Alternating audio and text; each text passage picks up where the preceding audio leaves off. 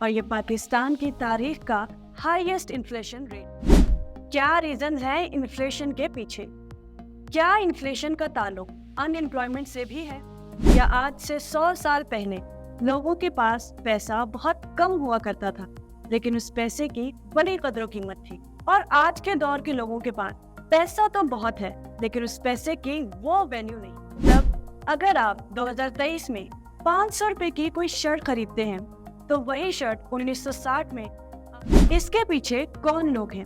क्या सरकार में मौजूद कुछ लोग अपनी मर्जी से कीमतें बढ़ाते हैं और जब वो एम्प्लॉइज रिप्लेस नहीं कर पाते तो उनकी सैलरीज बढ़ाना पड़ती और यूं महंगाई देखने को मिल सकती है। जब आप डीपली सोचेंगे तो आपको पता चलेगा कि इन्फ्लेशन तो बड़ी जरूरी चीज है। अस्सलाम वालेकुम। मई 2023 में पाकिस्तान में महंगाई की शरह 38% तक पहुंच चुकी थी और ये पाकिस्तान की तारीख का हाईएस्ट इन्फ्लेशन रेट था। क्या होती है महंगाई और क्यों होती है ये? क्या रीजन है इन्फ्लेशन के पीछे? क्या इन्फ्लेशन का ताल्लुक अनएम्प्लॉयमेंट से भी है? इसका दूसरे इकोनॉमिक फैक्टर्स से क्या ताल्लुक है? क्या इन्फ्लेशन बहुत बुरी चीज है या फिर ये जरूरी भी है? आज की हमारी इस वीडियो में हम इन्हीं सारी चीजों के बारे में बात करेंगे। दोस्तों, ये तो हम सब जानते हैं कि महंगाई की वजह से गुड्स एंड सर्विसेज की कीमतें बढ़ जाती हैं, लेकिन इससे न सिर्फ कीमतें बढ़ती हैं बल्कि पैसे की बाइंग पावर या वैल्यू भी कम हो जाती है।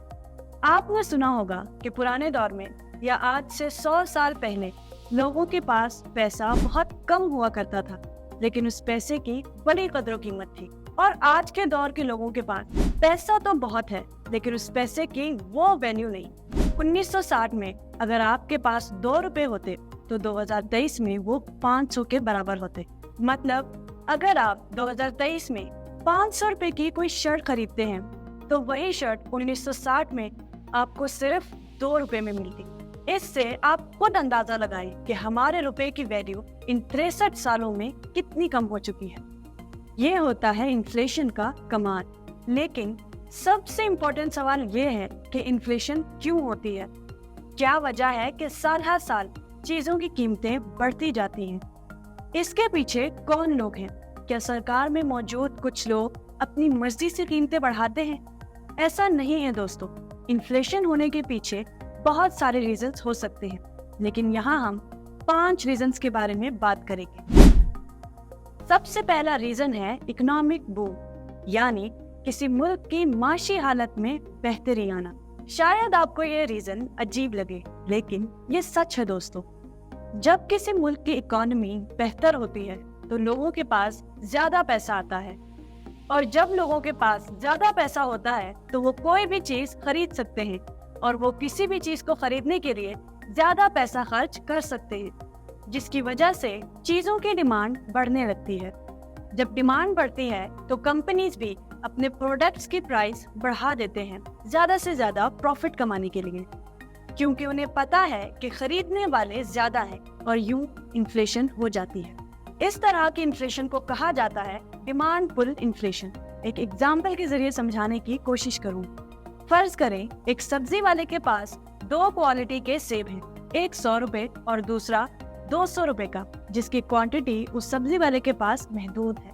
अब चूंकि लोगों के पास पैसा है तो सब अच्छी क्वालिटी का सेब खरीदना चाहेंगे, लेकिन उस क्वालिटी का सेब सब्जी वाले के पास कम है तो वो सेब की कीमत बढ़ा देता है और 300 या 400 कर देता है। साथ ही साथ वो 100 रुपए वाले सेब की कीमत भी बढ़ा देता है, क्योंकि उसे पता है कि लोगों के पास पैसा है और यूं सेब की कीमतों में इन्फ्लेशन हो गई। दूसरा बड़ा रीजन है मुख्तलिफ वजूहात की वजह से रॉ मटेरियल्स की प्राइस बढ़ना। फॉर एग्जाम्पल, बारिश की वजह से चावल की फसल खराब हो जाए और उनकी कीमतें बढ़ जाएं या ऑयल की कीमतें बढ़ जाएं, तो वो कंपनीज जो इन रॉ मटेरियल्स को इस्तेमाल करके मुख्तलिफ किस्म की चीजें बनाती हैं, वो भी अपने प्रोडक्ट्स की कीमतें बढ़ा देंगी ज्यादा प्रॉफिट कमाने, क्योंकि इनकी तैयारी के लिए ज्यादा पैसे दरकार होते हैं और यूं महंगाई देखने को मिलती है। इस तरह की इन्फ्लेशन को कॉस्ट पुश इन्फ्लेशन कहा जाता है। तीसरी वजह होती है लोगों की सैलरीज बढ़ जाना। जी हाँ दोस्तों, ये सच है। इस तरह की इन्फ्लेशन को कहा जाता है वेज पुश इन्फ्लेशन। अगर कंपनीज और सरकार अपने एम्प्लॉयज की सैलरी बढ़ा देती हैं, तो उन्हें प्रॉफिट में रहने के लिए चीजों की कीमतें बढ़ानी पड़ती हैं और सरकार को टैक्स में इजाफा करना पड़ता है। इसके पीछे कई और रीजंस भी हैं दोस्तों, जैसे कि अगर मुल्क में अनएम्प्लॉयमेंट रेट बहुत कम होगा तो कंपनीज के लिए बहुत मुश्किल हो जाएगा अपने पुराने एम्प्लॉयज को रिप्लेस करना, और जब वो एम्प्लॉयज रिप्लेस नहीं कर पाते तो उनकी सैलरीज बढ़ाना पड़ती और यूं महंगाई देखने को मिल सकती है। जिसके पीछे एक रीजन ये भी है कि तनख्वाह बढ़ने से लोगों के पास ज्यादा पैसा आ जाता है और यहाँ फिर से डिमांड पुल इन्फ्लेशन देखने को मिलती है, जिसके बारे में हम पहले जिक्र कर चुके हैं। चौथा और सबसे खतरनाक रीजन है करेंसी डिप्रिसिएशन। ये कई रीजंस की वजह से हो सकती है, जिसमें सबसे इम्पोर्टेंट रीजन है सरकार के जानिब से बहुत ज्यादा नोट्स प्रिंट करना, जिसकी वजह से करेंसी अपनी वैल्यू लूज कर देती। दूसरे अल्फाज में, जब किसी मुल्क में करेंसी बहुत ज्यादा हो जाए तो उस मुल्क में करेंसी की कुव्वत खरीद यानी बाइंग पावर कम हो जाती है। ये खतरनाक रीजन इसलिए है दोस्तों क्योंकि इसकी वजह से हाइपर इन्फ्लेशन देखने को मिल सकती है, जो एक दौर में जिम्बाब्वे में देखने को मिली थी ज्यादा नोट छापने की वजह से, जहां महंगाई 25 करोड़ फीसद तक बढ़ गई थी, जिसकी वजह से उनको 1 ट्रिलियन के नोट्स भी छपवाने पड़े थे, जिनकी असल वैल्यू सिर्फ $1 के बराबर थी। अगर आप तफसील से जानना चाहते हैं कि ज्यादा नोट प्रिंट करने से क्या होता है, तो आप इस टॉपिक पर हमारी वीडियो देख सकते हैं ऊपर आए लिंक पर या नीचे डिस्क्रिप्शन में दिए लिंक पर क्लिक करके। और पांचवा रीजन है फॉरेन लोन्स। जब कोई मुल्क अपनी माशी हालत बेहतर करने के लिए किसी मुल्क से कर्जा लेता है तो वो उसे वापस भी तो करना होता है, वो भी इंटरेस्ट समेत। अब ये मुल्क कर्जा वापस करने के लिए पैसे कहाँ से लाए? वो या तो टैक्स बढ़ा देगा या फिर ज्यादा करेंसी छपवाना शुरू कर देंगे, और ऐसा करने से इन्फ्लेशन रेट बढ़ जाएगा। और साथ साथ एक और प्रॉब्लम भी आती है कि जब कोई मुल्क लोन लेता है तो वो डॉलर्स में लेता है और वापस भी डॉलर्स में ही करना होता है, तो वो मुल्क अपनी करेंसी देकर डॉलर खरीदता है और यूं डॉलर की डिमांड में इजाफा हो जाता है।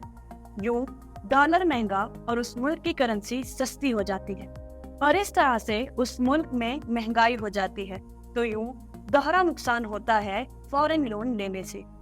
अब एक इंटरेस्टिंग सवाल यहाँ पे ये है दोस्तों कि अगर कहीं इन्फ्लेशन बिल्कुल नहीं होगी यानी 0% इन्फ्लेशन होगी तो फिर वहाँ क्या होगा? क्या इन्फ्लेशन निहायत ही बुरी चीज है या फिर ये जरूरी भी है? आप लोग सोच रहे होंगे कि भला इन्फ्लेशन जरूरी कैसे हो सकती है? 0% इन्फ्लेशन होगी तो ये तो बड़ी अच्छी चीज है, चीजें महंगी नहीं होंगी, लोग आसानी से सस्ते में चीजें अफोर्ड कर सकेंगे। लेकिन ये तो आपने ऊपर ऊपर से सोचा है दोस्तों। जब आप डीपली सोचेंगे तो आपको पता चलेगा कि इन्फ्लेशन तो बड़ी जरूरी चीज है। मैं सिर्फ एक एग्जांपल से आपको ये समझाने की कोशिश करूंगी कि इन्फ्लेशन जरूरी क्यों है, और अगर डिफ्लेशन हो यानी चीजों की कीमत साल ब साल कम हो जाए तो क्या होगा? अगर ऐसा हो तो लोग अपने पैसे खर्च करना नहीं चाहेंगे और वो सोचेंगे कि अगले 3-4 सालों में जब चीजें सस्ती हो जाएं तो खरीद लेंगे, और यूं ओवरऑल लोगों की स्पेंडिंग रिड्यूस हो जाएगी। और जब लोगों की स्पेंडिंग रिड्यूस होगी तो बिजनेस लॉस में जाएगा, और जब बिजनेस लॉस में जाएगा तो मुल्क में अनएम्प्लॉयमेंट रेट बढ़ेगा। आप शायद यकीन न करें लेकिन ऐसा ही होता है दोस्तों अगर इन्फ्लेशन ना हो तो कुछ इस तरह से इन्फ्लेशन का ताल्लुक एम्प्लॉयमेंट से भी होता है। इस ताल्लुक को आप इस ग्राफ में देख सकते हैं जिसे फिलिप्स कर्व कहा जाता है। लेकिन ऐसा भी नहीं है दोस्तों कि इन्फ्लेशन बढ़ने से एम्प्लॉयमेंट बढ़ती ही चली जाएगी। ऐसा नहीं है कि जब जिम्बाब्वे में महंगाई 25 करोड़ फीसद तक पहुंची थी तो वहां एम्प्लॉयमेंट भी 100% हो। इस ग्राफ के भी कुछ एक्सट्रीम लिमिट्स हैं जिसके ऊपर ये ग्राफ सही नहीं होता। मतलब इन्फ्लेशन का भी एक ऑप्टिमम लेवल होता है जिसके हिसाब से अगर इन्फ्लेशन रहे तो अच्छा रहता है। लेकिन क्या होता है ये ऑप्टिमम लेवल जो एक मुल्क के लिए सही रहता है? अगर डेवलप्ड कंट्रीज की बात करें तो ये लेवल है 2%, और पाकिस्तान के लिए ये रेट है 5 से 7%। अगर पाकिस्तान का इन्फ्लेशन रेट इस मार्जिन में रहे तो चीजों की प्राइस भी स्टेबल रहेगी और अनएम्प्लॉयमेंट रेट भी कम रहेगा। दोस्तों, चाहे एक मुल्क में इन्फ्लेशन कितनी ही जरूरी क्यों ना हो, लेकिन इसके पर्सनल कंसिक्वेंसेस की बात करें तो नेगेटिव इम्पैक्ट ही रहता है। हमारे पास जो पैसा है उसकी वैल्यू गिरती रहती है और चीजों की कीमत बढ़ती रहती है। तो फिर इस चीज से कैसे बचें? इससे बचने के लिए लोगों को चाहिए कि वो अपने पैसे को बचा कर ना रखें, बल्कि उसे कहीं इन्वेस्ट कर दें, जैसे कि सोना खरीद लें, क्योंकि सोना एक ऐसी चीज है जिसकी प्राइस बढ़ती ही रहती है, अनलाइक पैसे के। या फिर रियल एस्टेट में इन्वेस्ट करें। वीडियो अच्छी लगी हो तो लाइक और शेयर करें और चैनल को सब्सक्राइब करें। अल्लाह निगहबान।